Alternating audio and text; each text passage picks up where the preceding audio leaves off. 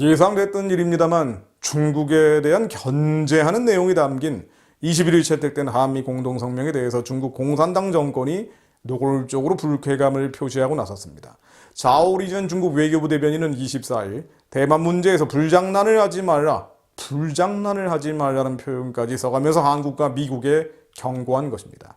한국은 지정학적으로 강대국들의 각축장이 될 수밖에 없고요. 최근에는 반도체 배터리 바이오 등 첨단 기술과 관련해서도 미중 양측으로부터 압박을 받아왔습니다. 그런데 미중 사이에서 갈팡질팡을 거듭해온 문재인 정권이 이번 한미 공동성명에서 미국 편임을 선언하자 중국 공산당이 반발하고 나선 것입니다.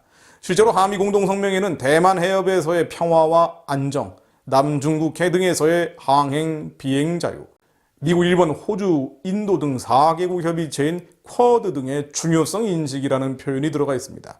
중국이라는 직접적 표현은 빠졌지만 모두 중국을 겨냥한 것이죠. 특히 그동안 중국은 일본과 달리 문재인 정권이 대만, 남중국해 문제 등을 거론하지 않은 것에 대해서 균형 외교를 잘하고 있다고 칭찬 아닌 칭찬을 해왔습니다. 또 미중 갈등 속에서 문 정권을 미국 동맹체제로부터 떼어낼 수 있는 약한 고리로 보고 한중 협력을 강조해왔죠. 시진핑이 지난 1월 문 대통령과 바이든 미 대통령 간 첫 통화 직전에 먼저 자신과 통화할 수 있도록 요청한 것도 같은 맥락입니다. 그런데 이번 한미 공동성명에서 중국이 싫어하는 말들이 잔뜩 들어가자 격분한 것이라고 볼 수 있습니다. 그런데 조금만 생각을 해봐도요. 대한민국은 공산전체주의 체제인 북한과 중국의 위협에 맞서서 자유민주주의 체제인 한미일 해양동맹을 맺어야 생존할 수 있는 나라입니다. 그런데 지난 4년간 균형 외교라는 이름으로 중국과 북한 편을 드는 친중, 친북, 원미 노선을 걸었고요. 이제 태생적 모순을 지니고 있는 이 기괴한 친중 노선이 예고된 파탄을 시작한 것이라고 볼 수 있습니다. 일종의 문 정권 스스로 파놓은 함정에 빠지는 격이죠. 중국의 비판을 좀 더 인용해보면 이렇습니다. 공산당 자오 대변인은 24일 정례브리핑에서 한국과 미국이 대만, 남중국해, 쿼드, 인도태평양 국제질서 위협 반대 등을 성명에 포함시켰다며 이 일이 거론한 뒤 대만 문제에서 불장난을 하지 말라고 했습니다. 그러면서 한미 관계 발전은 중국을 포함한 제3자 이익을 해치면 안 된다고 비판했습니다. 싱하이밍 주한 중국 대사도 같은 날 서울 한 호텔에서 열린 세미나에서 미국은 온 힘을 다해 중국을 억압하거나 탄압하고 있다면서 한국이 미국과 관계를 발전시키는 것은 한국의 자주적인 일이지만 중국의 이익이나 세계 평화, 지역 평화를 해치면 안 된다고 주장했습니다. 현재 청와대는 한중 간 갈등으로 미치는 것을 막기 위해서 안절부절 못하고 있습니다. 언론에 인용된 청와대 한 관계자 말을 들어보면요. 이날 미국과 중국은 우리에게 모두 중요한 나라라면서 우리 정부는 굳건한 한미동맹을 기반으로 한중 전략적 협력 동반자 관계가 조화롭게 발전될 수 있도록 한다는 일관된 입장을 가지고 있다고 했습니다. 기존의 전략적 모호성을 다시 강조한 것이죠. 현 정권이 전략적 모호성을 운운하는 것은 이견 맞는 말 같습니다만 실은 영적인 눈이 닫힌 사람들이나 하는 이야기입니다. 1919년 잉태돼서 1948년 태어난 대한민국의 타고난 숙명은 한미일 동맹을 강화해서 자유민주주의 통일을 이루고 북한 체제를 평화적으로 정리한 뒤 자유와 인권을 북진시키는 것입니다. 기독교적으로 표현하자면 선교하는 통일한국입니다.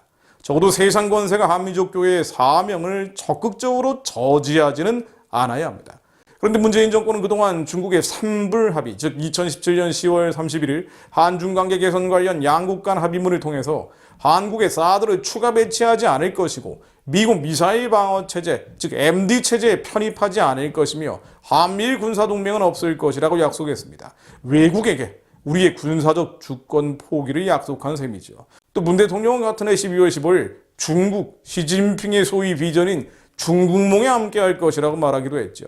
문 정권 인사들은 동맹 중독 등 반미 주장도 서슴지 않고 있습니다. 그러다가 이제는 미국의 압박과 중국의 비방을 함께 받는 신세가 돼버린 셈입니다.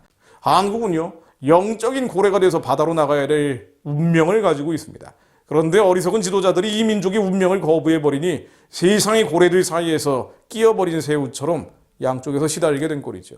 결국 새 부대에 담겨질 새술, 복음 통일의 민족적 비전을 갖춘 지도자 집단이 나와야 합니다. 그리고 그런 지도자 집단이 나올 때까지 강대국의 압력, 특히 중국의 부당한 공갈과 협박, 국가적인 혼선과 혼란은 계속될 수밖에 없습니다. 그걸 위에서 한민족교회가 먼저 소위 평화공존을 가장한 북한 체제 지원이 아니라 북한 동족의 해방과 구원을 위한 결단과 행동을 나서야 합니다. 이게 먼저죠. 교회가 깨어나야 합니다. 그래야지 세상도 바뀝니다. 이사야 42장 6절 말씀 읽고 마무리합니다. 나 여호와가 여러 너를 불렸은즉 내가 네 손을 잡아 너를 보호하며 너를 세워 백성의 언약과 이방의 빛이 되게 하리니 내가 눈먼 자들의 눈을 밝히며 갇힌 자를 감옥에서 이끌어내며 흑암에 앉은 자를 감방에서 나오게 하리라. 나는 여호와의 일이 이는 내 이름이라. 나는 내 영광을 다른 자에게 내 찬송을 우상에게 주지 아니하리라. 하나님, 주께서 저희를 예수의 제자로 삼으시고 의로 불러주셨음을 알고 또한 믿음으로 고백합니다. 남은 자들의 손을 잡아 보호하시고 저희를 세워 백성의 언약과 이방의 빛으로 삼아 주옵소서. 예수 그리스도께서는 상한 갈대를 꺾지 아니하시며 꺼져가는 등불을 끄지 아니하시고 진실로 정의를 행하시는 분이오니 예수를 따르는 저희로 영적인 눈이 멀어버린 북한과 예수를 따르는 저희로 영적인 눈이 열리게 하시고 아직도 영적인 눈이 멀어버린 북한과 중국과 아랍과 이스라엘 백성들의 눈을 밝히게 하시어 갇힌 자를 가증한 정치범 수용소에서 이끌어내시며 흑암에 앉은 자를 온갖 저주의 감방에서 나오게 하옵소서. 주께서 전에 예언한 일들을 이미 이루셨사오니 이제 알려주신 새 일을 행해 주시고 새 부대에 남겨질 새 술이 준비되게 하옵소서. 새로운 사람들이 준비되게 하옵소서. 우리의 다음 세대 가운데 세상에 속한 것이 아니라 세상을 이기는 자들, 주님의 선하고 기쁘고 온전하신 뜻을 이루어갈 아들과 딸들이 일어나게 하옵소서. 아들과 딸들이 그런 주님의 제자로 일어나게 하옵소서. 예수 그리스도 이름으로 기도드립니다. 아멘.